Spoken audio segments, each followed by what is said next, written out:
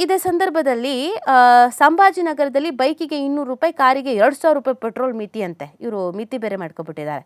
ಮಧ್ಯಪ್ರಾಚ್ಯ ಬಿಕ್ಕಟ್ಟಿನ ದೇಶದಲ್ಲಿ ಇಂಧನ ಅಭಾವ ಸೃಷ್ಟಿಯಾಗಲಿದೆ ಎನ್ನುವ ನಡುವೆ ಮಹಾರಾಷ್ಟ್ರದ ಸಂಭಾಜಿನಗರದಲ್ಲಿ ಇಂಧನ ಖರೀದಿಗೆ ಲಿಮಿಟ್ಸ್ ಮಾಡ್ಕೊಳ್ತಾ ಇದ್ದಾರೆ. ಹೆಂಗೆ ಅಂತಂದರೆ ಬೈಕಿಗೆ 200 ರೂಪಾಯಿ ಲಾಸ್ಟು, ಮತ್ತು ಆಮೇಲೆ ಹಾಕಲ್ಲ ಅವ್ರು ನಿಮಗೆ. ಇನ್ನು ಕಾರ್ಗೆ 2000, ಆಮೇಲೆ ನೀವು ದೇಶ ಬಿಟ್ಟೇ ಹೋಗ್ತೀವಿ ಅಂದ್ರೂ ಇಲ್ಲ ಹಾಕಲ್ಲ, ಲಿಮಿಟ್ಸ್ ಅವರು ಮಿತಿ ಮೀರದಂತೆ ನೋಡ್ಕೊಳ್ತಾ ಇದ್ದಾರಂತೆ.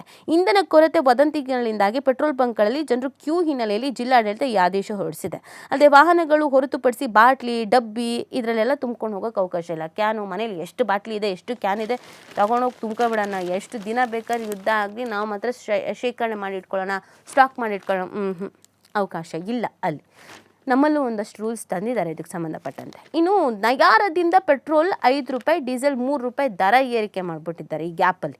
ಮಧ್ಯಪ್ರಾಚ್ಯ ಬಿಕ್ಕಟ್ಟಿನಿಂದ ತೈಲ ಅಭಾವ ಆತಂಕದ ನಡುವೆ ದೇಶದ ಅತಿದೊಡ್ಡ ಖಾಸಗಿ ಇಂಧನ ಕಂಪನಿ ನಯಾರ ಎನರ್ಜಿ ಪೆಟ್ರೋಲ್ ಬೆಲೆಯನ್ನು 5 ರೂಪಾಯಿ, ಡೀಸೆಲ್ ದರ 3 ರೂಪಾಯಿ ಹೆಚ್ಚಿಸಿದೆ.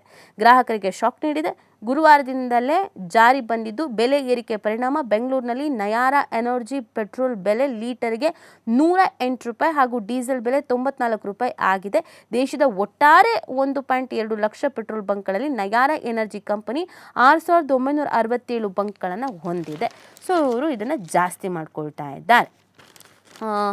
ಇದು ಒಂದಷ್ಟು ಚರ್ಚೆಗೂ ಕೂಡ ಕಾರಣವಾಗ್ತಾ ಇದೆ. ಇದರ ಅವಶ್ಯಕತೆ ಇತ್ತ ಏನೋ ಇನ್ನೊಂದು ಮತ್ತೊಂದು ಅಂತ, ಅದಕ್ಕೆ ಅವರು ಅವರದ್ದೇ ಆದಂಥ ರೀಸನ್ಸ್ಗಳನ್ನು ಕೊಡ್ತಾ ಇದ್ದಾರೆ.